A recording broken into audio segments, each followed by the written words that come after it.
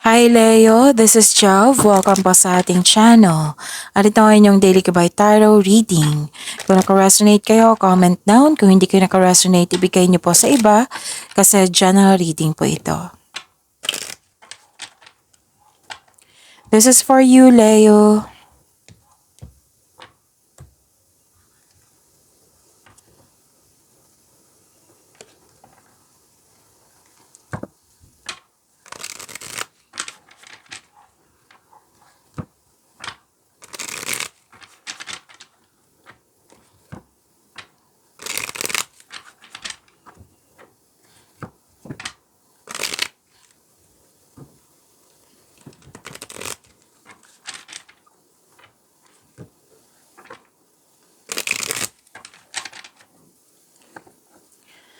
Para po ito sa inyo, Leo.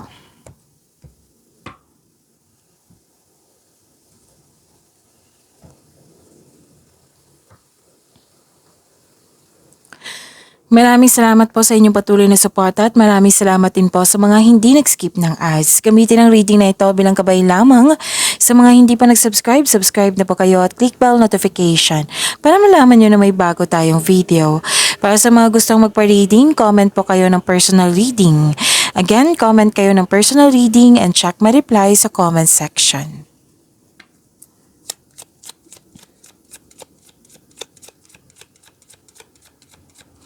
Spirits Guide, mga ganap po para kay Leo. I need 3 cards po.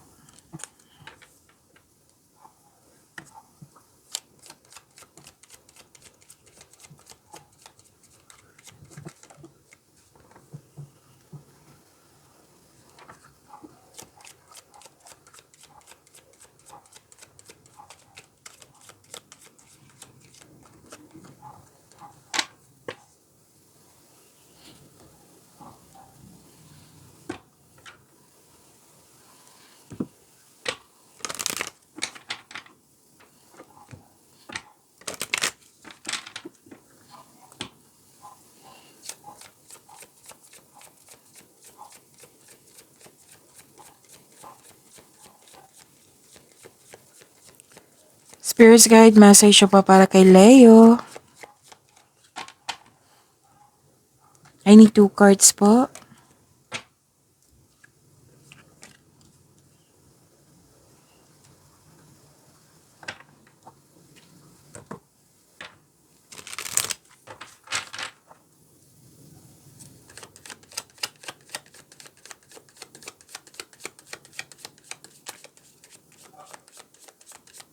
Career and money ni Leo.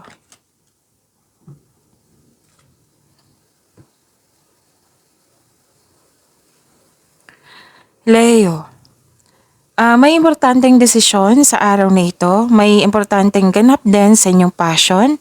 Mag-ingat lang po kasi pwedeng may nag-provoke sa inyo dito na naggalit kayo kasi nasaktan kayo, nagkaroon ng argument.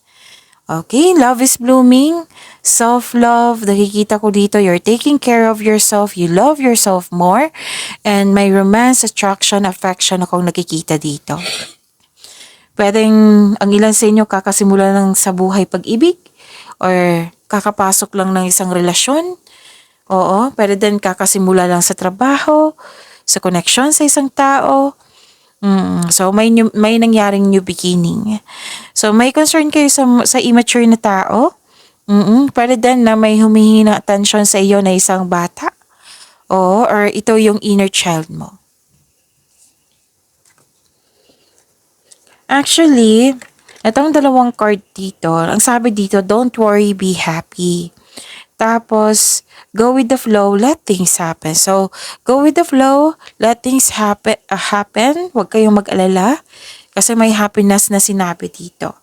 So, message for your career and money, investments. Investment made will have positive results. Okay? That will bring prosperity. Itong investment na ito, it might be na magkaroon ng return investment na. In-invest mo sa isang tao, in-invest mo sa isang bagay, or sa money nyo. According to sa career and money nyo, ha? Oo. So, investment made will have a positive results that will bring prosperity. Wow. Invest wisely.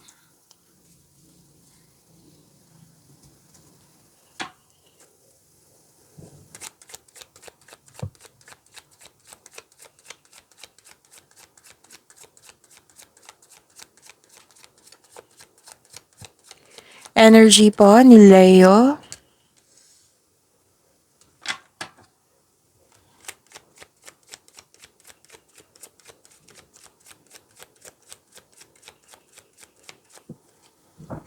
Okay, kunin ko to.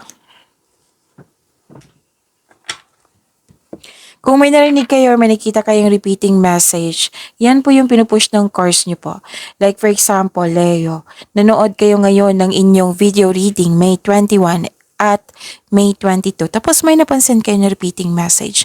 Yan po yung pinupush ng course nyo na kailangan yung bigyan ng atensyon, solusyon at aksyon kung maaari po. So, ano yung energy ni Leo?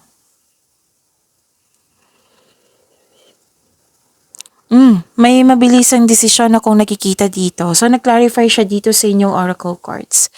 Okay? May mabilisang pagdedesisyon, may darating na mensahe na agad mong binigyan ng aksyon o reaksyon. Wow, may parating na blessings na magbibigay saya sa'yo.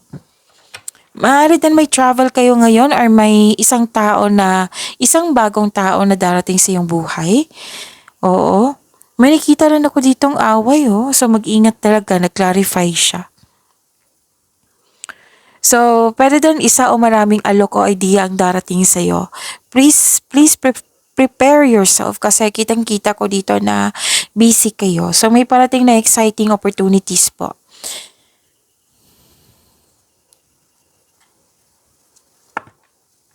And this is victory. Mahigit pa to sa success. Kontrolado na lahat. Mas lumawak yung ambisyon mo sa buhay. You have the power. So, you are very inspired in taking an action. So, maaring maging kampante ka sa kung anong sitwasyon ka ngayon. So, own your space with confidence. Nakita ko rin dito na sunod yung gusto mo. Ideas ba yan or plano? This is about your career and money.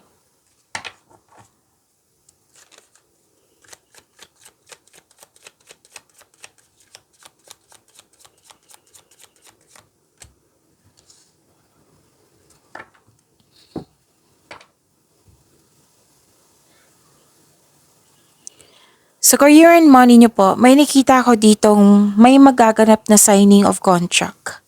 Or pwede din nagkasundo kayo sa isang tao. Deal, commitment, promises. Oo, may magaganap na challenges sa work, pero huwag kayong mag-alala kasi positibo naman ang outcome nito. Ito, oh. Tingnan nyo. Positive results. Nag-clarify siya sa inyong message from here, sa oracle cards nyo, sa tarot cards. So, huwag kayong mag-alala kasi may positive outcome dito. Kung may job interview or negotiation po kayo sa isang tao, magiging successful ito. So, sa financial man, magiging balanse na ito at mas mai-improve pa ito. Kung may concern sa legal issues, may nakita kong resolution dito, mananalo ka. Oo. So, stay true to yourself and act with integrity. So, itong imbalance sa situation are now working out in your favor. Diba? Ang ganda. Ang ganda ng cards nyo. Leo. This is satisfaction and abundance. Yes. So, thankful ka sa mga biyayang natanggap mo. You have overflowing abundance. Successful and satisfied sa buhay. And may natapos kang project dito. Sobrang saya mo. At satisfied ka sa naabot mong completion. And so, expect a recognition also. May nakita rin ako promotion dito, pag-angat ng kita, sweldo, allowance, or literal na promotion talaga. Okay, so following intuition, oo, and honoring your ideas, it will lead you to increase prosperity and abundance. Nag-clarify talaga. Itong dalawang card dito sa career and money nyo. So, investment made will have positive results that will bring prosperity. Ang ganda. Prosperity and abundance. Claim nyo po.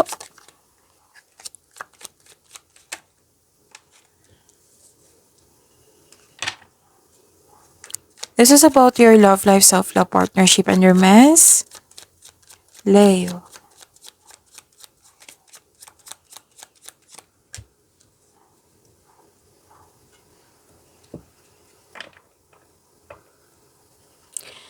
Sa inyong love life, self-love, partnership, and romance, may naalala kayo sa nakaraan.